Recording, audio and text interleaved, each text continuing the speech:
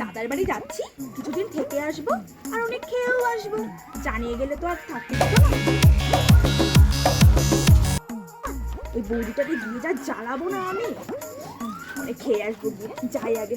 ওই ও বৌদি, এসে গেছি আমি, দরজা খোলো। বৌদি, এই সময় আমাকে কে ডাকছে? গলাটা কেমন চেনা চেনা লাগছে। এখনই আসতে হলো? আমি এখন বেরোবো, এখনই এদের আসতে হয়। দেখি তো গিয়ে কে।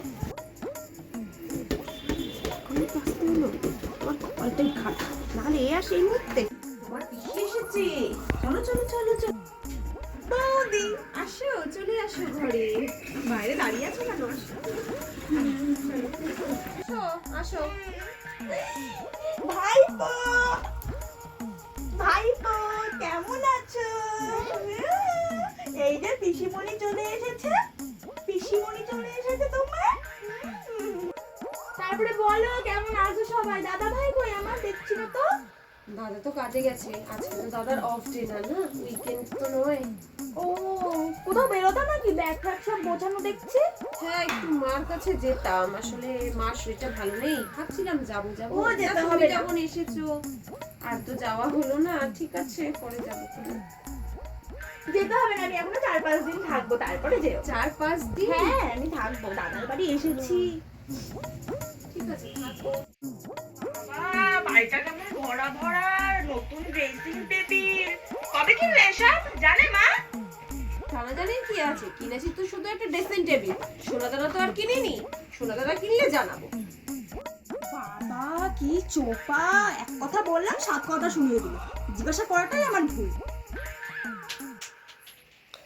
আচ্ছা, এসেছে যখন বসো, কি খাবে বলো, নিয়ে আসি।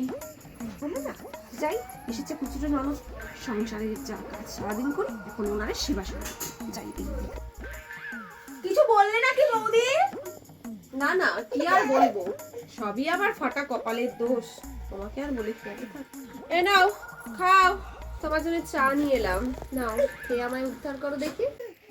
হ্যাঁ দাও, চা খাই।